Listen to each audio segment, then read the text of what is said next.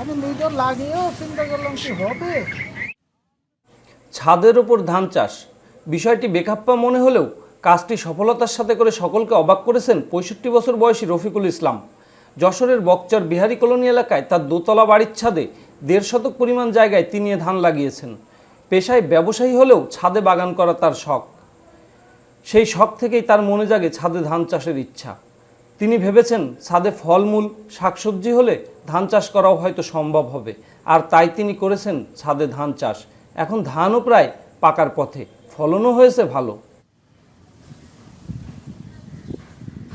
আমার বাড়ির ছাদের উপরে আমি বাড়ির একটা রেলিং দিতে হয়, একটা রেলিং দিতে গেলে অনেক খরচ। আমি সেই হিসেবে ওই ইট দিয়ে গেঁথে ৫খান ইট গাঁথা হয়েছে, ওর ভিতরে মাটি দিয়ে আমি ফল ফলাদি চাষ করছি। বেশ অনেক বছর ফল ফলাদি বেশ প্রচুর হয়েছে। তারপরে আমার একটু চিন্তা ভাবনা আসলে যে নতুন কি করা যায়, তারপরে একটা চিন্তা ভাবনা করে দিয়ে ফল ফলাদির গাছ সব কেটে ফেলে দিয়ে মাটি থাকলে যে ফসল হয় বা অল্প পানিতে অল্প খরচে ধান চাষ কীভাবে কি করা যায়, এটা আমি নিজেই একটু চিন্তা ভাবনা করে আমি ওই গাছ ফলের গাছ কেটে দিয়ে ধান লাগালাম এই বছরে। এর আগের কোনোদিন লাগাই নাই। এর আগে সবাই ছাদে ফুল ফল সবজি সহ বাগান করার কথা শুনলেও ধান চাষের কথা কেউ শোনেননি। এমন অভাবনীয় আজব কাণ্ডের কথা শোনার পর বিভিন্ন এলাকা থেকে কৌতূহলী মানুষ ভিড় করছেন রফিকুল ইসলামের বাড়িতে। তিনিও খুশি মনে সবাইকে তার ধান ক্ষেত দেখাচ্ছেন, তাদের বিভিন্ন প্রশ্নের উত্তর দিচ্ছেন। রফিকুল ইসলাম আরও জানান, ধান রোপণের মৌসুমে তিনি বিরি ২৮ জাতের ধানের চারা রোপণ করেন। তবে সাধারণত ইরি ক্ষেতে যে পরিমাণ পানি ব্যবহার করা হয় তত বেশি পানি তিনি ব্যবহার করেননি। ২ থেকে ৩ দিন পর পর শুধু মাটি ভিজিয়ে দিতেন।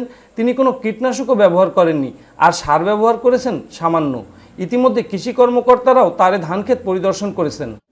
আমরা সাধারণভাবে জানি যে আমরা যেটা ছাদে আপনার সবজি চাষ সম্ভব এবং টবের সবজি চাষ, ছাদের সবজি চাষ, ফল চাষ, কিন্তু সাধারণভাবে ছাদে ধান চাষ পৃথিবীর কোথাও আছে বলে আমার জানা নেই। তবে বাংলাদেশে উনি প্রথম আপনার এই ধান চাষ উনি শখের বশে করেছেন। তো এটা উনি কমার্শিয়ালি বাণিজ্যিকভাবে এটা লাভবান হতে পারবে না, শখের বশে উনি করতে পারেন, হয়তো নিজের চাহিদা কিছুটা মেটানোর জন্য আর কি। এখানে উনি এইভাবে উনি কিছু আপনার ফাইন রাইসও করতে পারেন।